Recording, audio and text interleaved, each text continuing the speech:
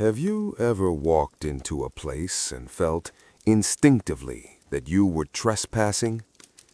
I don't mean a no trespassing sign on a fence. I mean a primal alarm bell ringing in your lizard brain. The air suddenly feels heavier. The birds stop singing. The wind dies, but the trees are still moving. You get the distinct sensation that the land itself is holding its breath, waiting for you to leave. We like to think of Hawaii as a paradise. We picture white sand, mai tais, and hula dancers smiling in the sun. But if you talk to the locals, the ones who traced their lineage back 1,000 years, they will tell you that the islands have a shadow side. There are old laws here, laws that existed long before hotels and highways, and the penalty for breaking them isn't a fine, it's death. Tonight, we aren't visiting the beaches. We are going deep into the valleys, where the electric lights don't reach. We are talking about the Huaka'i Pō, the night marchers. Most ghost stories are about things that want to scare you. This is different. These entities don't care if you're scared. They have a job to do, and God help you if you stand in their way. Let me take you to the windward side of Oahu. The year is 2014. It's a Tuesday, arguably the most boring night of the week. Our witness is a man we'll call Keola. Keola wasn't a superstitious man.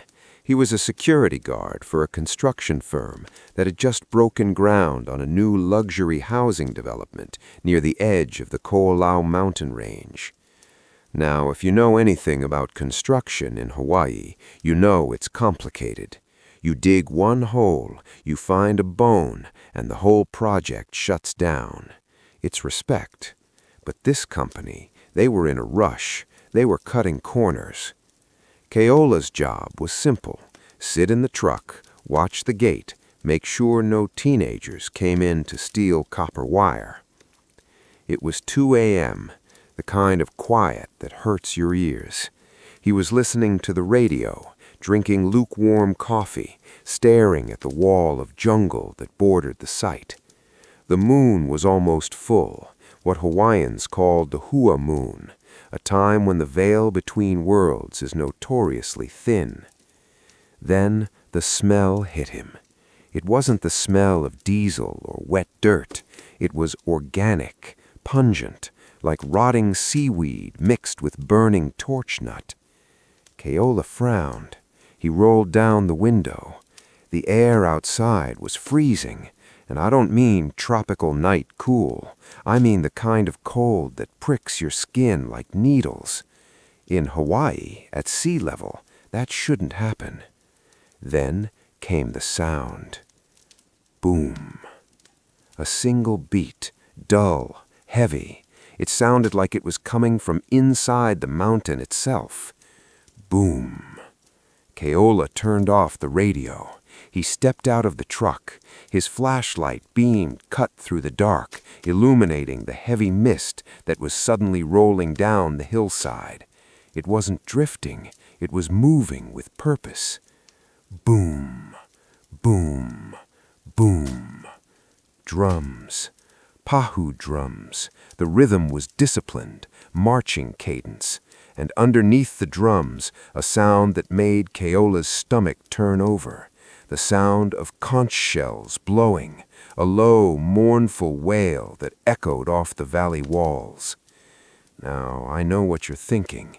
Come on, it's an island. Maybe it was a luau nearby. A cultural performance? That's what Keola hoped. But then he saw the lights. Through the dense trees, flickering orange glows appeared. They weren't flashlights. They were torches, lamaku. They were bobbing in a perfect line, floating about 7 feet off the ground, and they were coming straight for the main gate. Keola froze. He remembered his grandmother's stories he used to tell him when he was a kid. She told him about the Huaka'i Pō, the night marchers. She told him the rules. Rule number 1, never look them in the eye. Rule number 2, get out of the way. If you interrupt the procession, if you gaze upon the high chief, you die. It's not malice, it's law. The kapu, the sacred law, dictates that no commoner can cast a shadow on the chief. Keola looked at the torches. They were moving fast, unnaturally fast. The chanting started now, a guttural, synchronized chant in a dialect of Hawaiian that sounded ancient, sharp, and angry. He realized with a jolt of terror that the construction site, the one he was guarding, was built directly over an old trail, a spirit path. The developers hadn't just built near the highway, they had blocked the road of the dead. The mist swirled around the gate. The temperature dropped another 10 degrees. The chanting was deafening now, surrounding him. He could hear the stomp of feet, thousands of them shaking the gravel beneath his boots. But there was no dust. Keola wanted to run. Every instinct in his body screamed, run, but his legs wouldn't work. The terror was paralyzing. It's a phenomenon called terror paralysis, and it's common in these encounters. The torches were blindingly bright now. He could see outlines in the mist, massive figures, warriors in feather capes, spears, clubs. He was standing right in the middle of their path. He remembered his grandmother's voice. If you cannot run, you hide. If you cannot hide, you show submission. Keola dropped. He threw himself face down onto the gravel. He shut his eyes tight. He buried his face in his arms. He made himself as small as possible. The sound overtook him. It was like a freight train roaring inches past your head. The heat of the torches singed the hair on his arms. He could smell the sulfur now, choking him. He heard voices right above him. They weren't chanting anymore. They were shouting commands. Oia! Keola's heart stopped. He knew that word. In the context of the marchers, it means let him be pierced. It's the execution order. He felt a pressure on his back, like a heavy foot stepping on him, pressing him into the sharp rocks. He waited for the blow. He waited for the club to shatter his skull. He started to pray, whispering the names of his family, apologizing for being where he wasn't supposed to be. The chanting stopped abruptly. The drums went silent. The only sound was the wind and the terrifying, heavy breathing of something standing directly over him.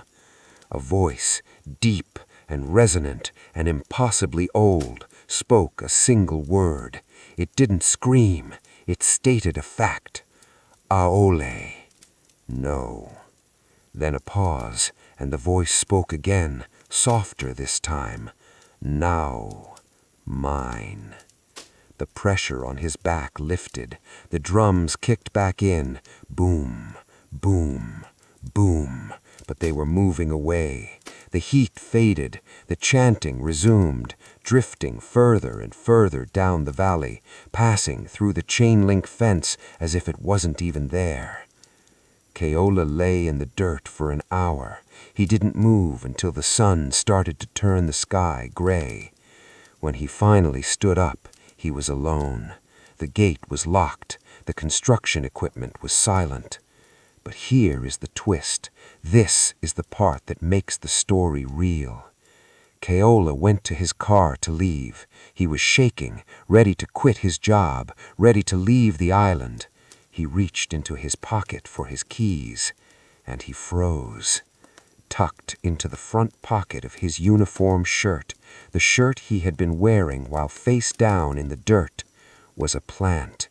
It wasn't a weed from the gravel.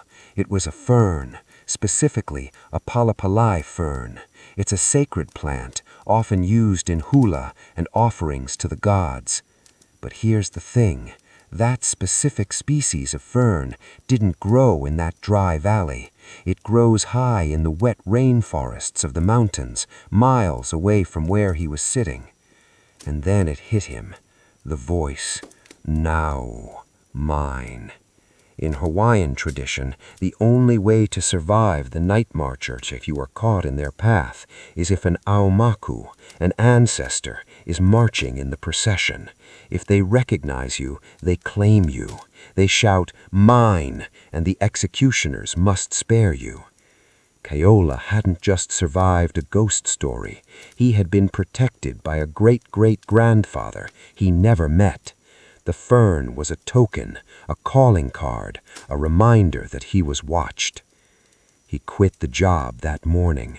2 weeks later, the construction project was abandoned due to funding issues, but rumors say the equipment kept breaking down every time they tried to dig in that specific spot. We live in a world of GPS and satellites. We think we have mapped every inch of this planet. We think there are no blank spaces left on the map. But stories like Keola's remind us that maps only show us geography. They don't show us history. They don't show us the layers of time that are stacked on top of each other, right where you're standing. Maybe the past isn't as dead as we think it is. Maybe it's just on a different frequency. And sometimes when the moon is right and the mist comes down, that frequency tunes in. It forces us to ask a difficult question. When we walk through the world, whose house are we walking through? And did we remember to ask for permission? That feeling you have right now, that little shiver at the base of your spine, hold on to it. That's your instinct waking up. That's the part of you that knows there are still mysteries worth respecting. If you enjoyed this walk into the dark and you want to be part of a community that isn't afraid to look for the truth in the shadows, do me a favor. Locate the subscribe button. It's right there. Click it, not for the algorithm, but to keep the campfire burning. This is Mystery Kode, and remember, if you hear the drums, don't look. I'll see you in the next one.